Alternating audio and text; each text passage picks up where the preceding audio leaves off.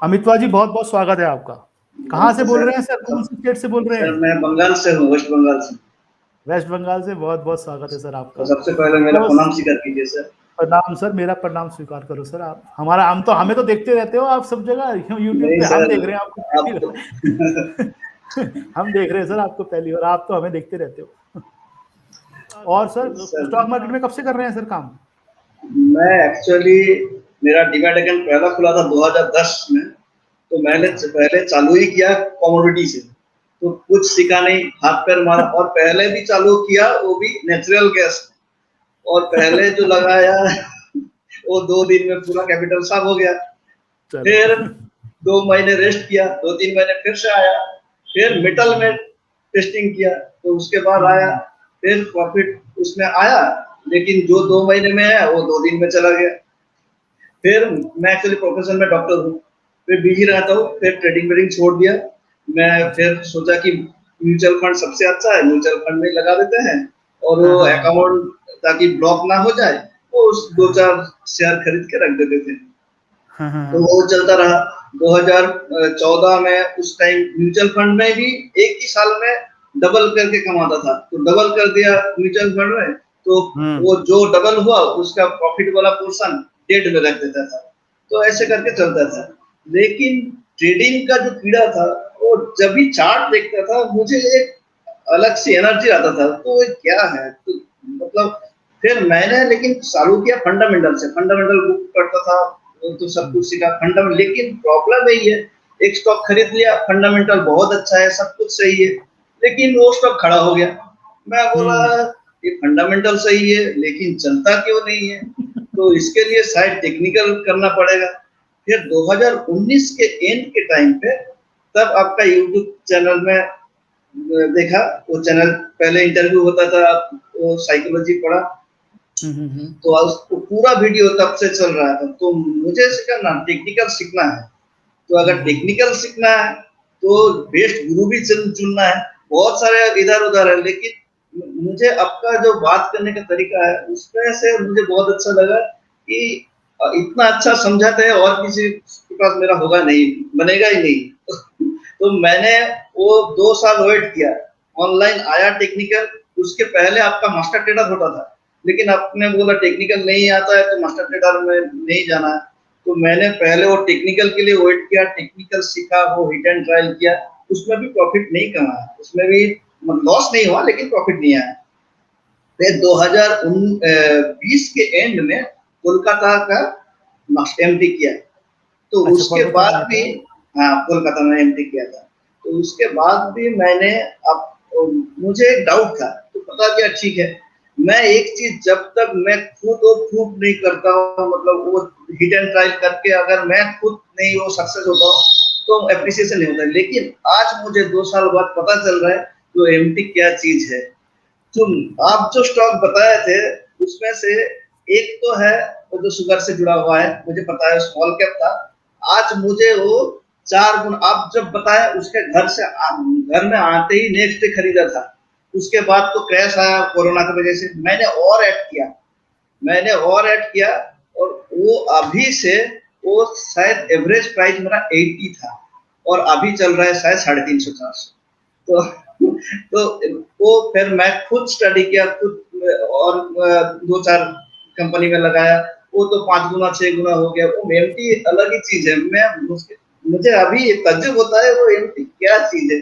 फिर उसके बाद पता चला कि फंडामेंटल सब काम नहीं करता है, लेकिन फंडामेंट टेक्निकल बताता है कि उसको कब चलना है, कब रुकना हाँ, है, कब गिरना है। फंडामेंटल, एक्चुअली फंडामेंटल आपको ये बताता है कि आपको किस चीज पे दाव लगाना है, और टेक्निकल आपको ये बताता है कि किस समय पे दाव लगाना है। किस समझे? समय में दाव तो लगाना है। समय ज्यादा लेकिन इंपॉर्टेंट चीज है। क्या तो हमें बहुत लोगों को पता है क्या लेना चाहिए क्या नहीं, लेकिन अगर समय गलत चुन लिया, मैं अपनी क्लासेस में भी एग्जांपल भी देता हूं कई बार। 2003 से लेकर 2008 तक स्टॉक मार्केट हमारी जो है वो 6 गुना हो गई मार्केट। स्टॉक तो हो हाँ, गए 100 गुना। उस दौरान हिंदुस्तान लीवर ने 0% का रिटर्न दिया था। हिंदुस्तान लीवर हिंदुस्तान की नंबर 1 एफएमसीजी कंपनी 0% रिटर्न उस 5 साल के पीरियड में, जब स्टॉक मार्केट 6 गुना हुई और स्टॉक 100 गुना हो गए, 0% का रिटर्न है। आप चेक कर लेना जाके। तो लेना क्या है ये इंपॉर्टेंट नहीं है, लेना कब है ये भी इंपॉर्टेंट है। अगर आपने सही कंपनी गलत जगह पे ले ली तो वो खड़ी हो जाएगी, आपको कुछ होना ही नहीं उसमें। चलो बड़ी अच्छी बात है, अच्छा लगा आपको करके। बहुत अच्छा सर, वो मेरा लाइफ चेंजिंग है। अब मेरा आपका कैपिटल प्रश्न क्या है? अभी, प्रश्न, हाँ मेरा 2 प्रश्न है।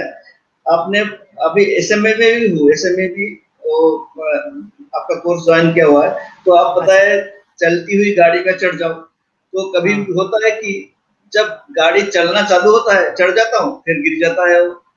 जैसे मतलब एक सपोर्ट प्राइस में आ गया, तो ऊपर चलना चालू हुआ, मैंने चढ़ गया, फिर नीचे आ गया, तो मेरा स्टॉप लॉस हिट नहीं होता है, लेकिन वो फिर पेशेंस टेस्ट करेगा, टाइम थोड़ा बिताएगा, वो चलेगा, फिर वो क्या करना है उसका साइकोलॉजी बताए। और अभी जैसा पीरियड चल रहा है, मैं जैसे स्टॉक में तो कॉल में हूँ, और अभी मतलब बाई के, और इसमें इंडेक्स में अगर शॉर्ट करके हेज कर सकता हूँ या नहीं, वो 2 प्रश्न है। और एक जैसे, और एक सर, और जो आपने बताया अभी पिछले जन पूछे थे, तो कब निकलना है, मेरा एक चीज है, जो अगर 10 गुना 15 गुना हो गया, तो उसको कौन से टाइम फ्रेम में, वीकली लगाऊं या मंथली लगाऊं? अगर मंथली लगाता हूं तो वो तो 3-4 गुना गिर जाएगा उसमें से, और वीकली लगाऊं नहीं, तो आपके आखिरी क्वेश्चन का पहले जवाब दे देता हूं।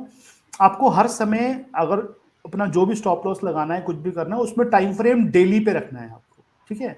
डेली टाइम फ्रेम के ऊपर कोई भी आप लाइन लगा लो, 20% नीचे, 30 नीचे, 200 की एवरेज, 100 की एवरेज, कुछ भी लगा लो।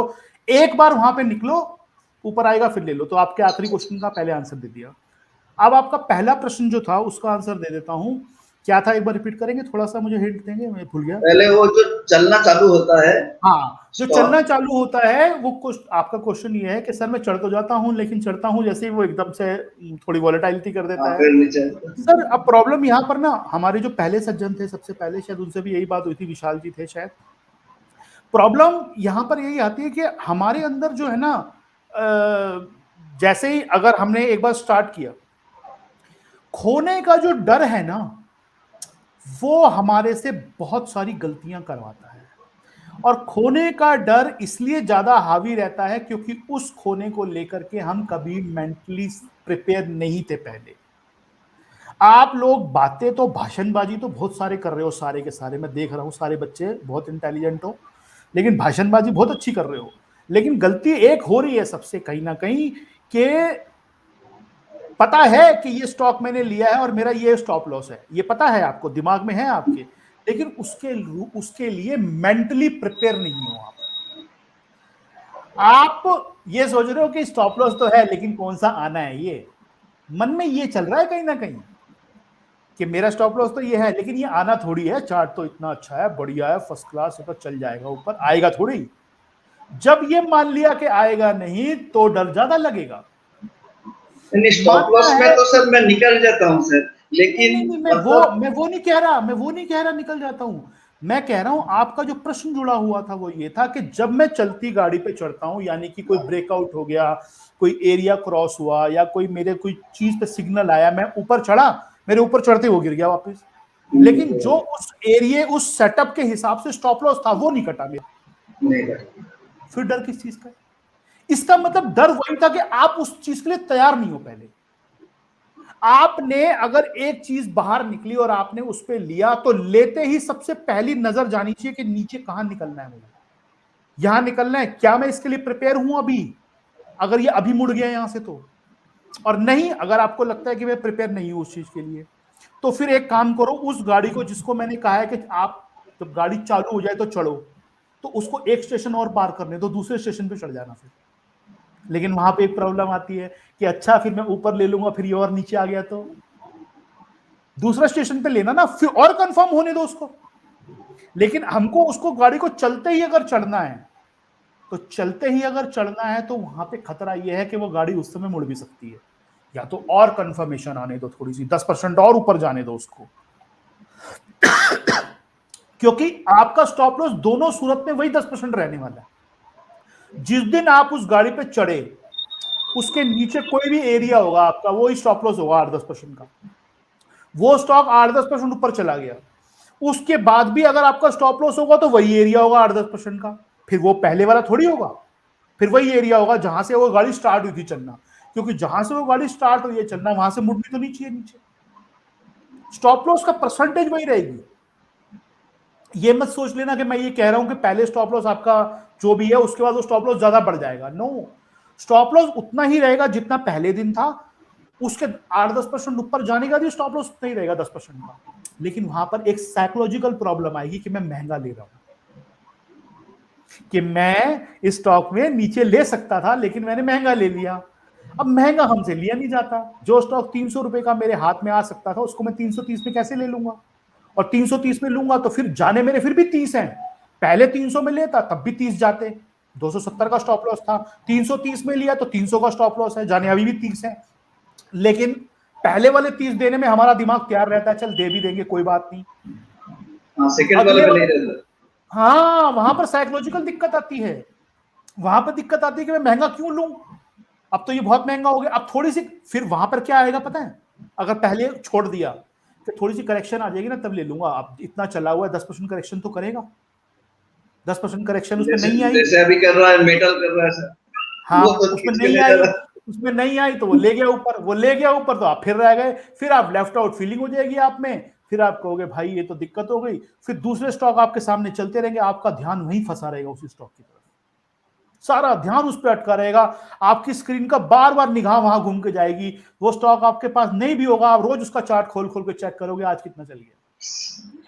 वो सही ठीक है। है, तो जब इसलिए फार्मा के विकास ऐसे जैसा एक ऐसे बार 10% खींच दिया। ऐसे केस में एक इलाज बता देता हूं जो कि मैंने पहले भी बताया हुआ, एमटी में भी शायद डिस्कस किया था आपने, पता नहीं सुना है नहीं सुना ढंग से।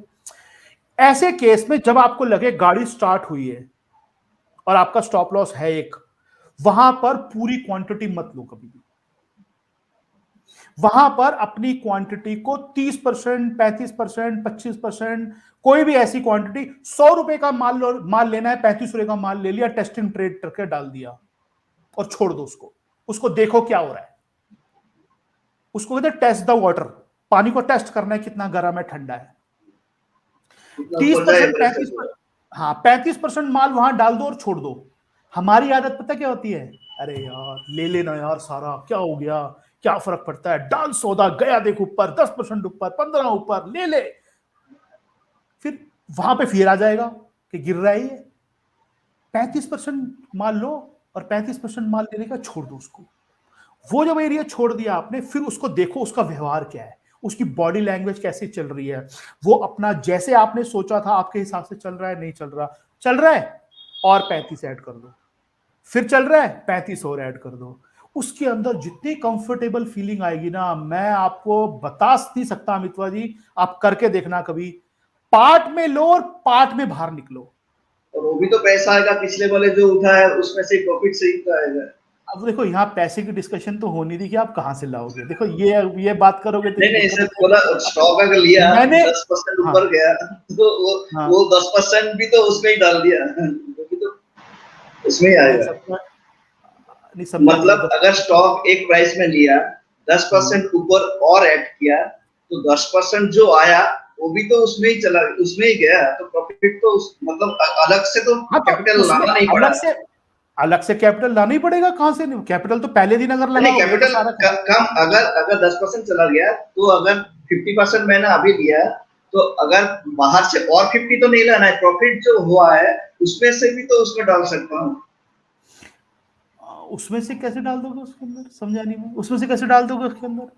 अगर 50, सर मैं आज एक आज एक लॉट, सेकंड एग्जांपल से लेते हैं, एक शेयर हाँ 500 रुपए का है, उसने 500 रुपए पे ब्रेकआउट किया, आप उसके 500 शेयर लेना चाहते हो, 500 का शेयर है, 500 शेयर लेना चाहते हो, 500 में से 250 शेयर आपने 500 पे ले लिए, ठीक है, वो स्टॉक हो गया 550 का, आपके सोचने के हिसाब से बिल्कुल ठीक चला। अब आप 500 शेयर के हिसाब से पैसे आपके पास थे, आप वहां ले सकते थे, लेकिन आपने डिसिप्लिन के हिसाब से आप चले और आपने वहां पे तो नहीं लिया, आपने 250 रुपीज मतलब उसमें से और ऊपर गया 250 शेयर फिर ऐड किए वहां पे आके आपने। अब वो 250 शेयर जो है उसकी जगह हो सकता है आपके उस पैसे में 250 ना आए, 220 आए, हो सकता है 200 शेयर आए क्योंकि वो 10% और ऊपर चला गया, अगर आपके पास चीज फिक्स है तो। लेकिन उससे फर्क क्या पड़ता है, उससे फर्क थोड़ी पड़ता है कुछ। वो सर कैश में पूरा लाना पड़ेगा, लेकिन एफएनओ में मैं कर रहा हूँ फ्यूचर में, तो जितना हर दिन इंक्रीज होता है वो तो डिमेट में ऐड हो जाता है, हाँ उसमें से लिवरेज लेके तो कर सकता हूँ ना। हाँ, वो कह रहे हो कि अगर 10% ऊपर चला गया तो उसका मार्जिन मेरे पास जो मेरे डिमेट में मार्जिन है आ जाएगा। या हाँ, उस मार्जिन से मैं और ऐड कर दूं। अब देखो यहाँ पर ना हम ये इशू डिस्कस नहीं कर रहे टेक्निकल चीजें, वो तो पैसे को आप कैसे ही, अब कल को लॉस हो गया उस सब में से तो फिर लॉस भी तो आपको हाँ उसमें से वो तो निकलेगा लॉस ना। भी, हाँ तो वो हाँ, रख, लॉस तो उसमें। अल्टीमेटली पैसा तो रखना पड़ेगा ना उसके अंदर। मान लो आपने 550 जाने के बाद वो शेयर और ऐड कर लिए, जो प्रॉफिट आया है मेरे पास उससे मैं और ले लेता हूँ, पता चला अगले दिन वो 550 के 20 रुपए गिर गया तो सारे बराबर हो गए आपके पैसे, क्योंकि पहले क्वांटिटी आधी थी, अब क्वांटिटी डबल है। अब डबल क्वांटिटी में अगर वो 25 रुपए गिरेगा तो आपको सारा पैसे बराबर, फिर पैसे डालोगे ना अकाउंट के अंदर कि नहीं डालोगे। तो उसको गिन के मत चलो, उसको गिन के मत चलो, जो मार्जिन आया हुआ है, जो प्रॉफिट आया हुआ, उसको गिन के मत चलो। वो तो ये है कि आपके पास रहेगा, आप उसको यूज कर सकते हो, लेकिन वो ये मानो किसी दिन M2M देना पड़ा तो मेरे को चाहिए वहां पे पैसा। ठीक है, इसलिए आपके क्वेश्चन का आंसर ये है कि जब मैं चलना शुरू करता हूं तो वहां पर पार्ट में आना है, और कल को अगर निकलने की कोशिश हुई या निकलना पड़ा मुझे, या मुझे डाउट आ गया, तो पार्ट में मुझे बाहर निकलना है। एकदम से काटने की जल्दी मत करें किसी चीज को। हम अगर हम एकदम से निकलने की जल्दी करते हैं, वहां हमसे गलती ये हो जाती है कि हम ऐसी जगह पे निकल जाते हैं जहां डर लगता है हमारे को। जैसे पीछे चेतना जी पूछ रही थी, वहां भी यही प्रश्न था।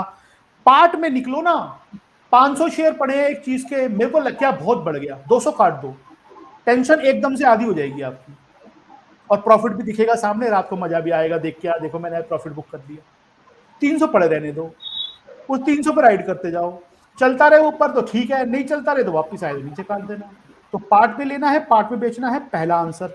दूसरा प्रश्न क्या था आपका, थोड़ा सा दोहराएं एक बार।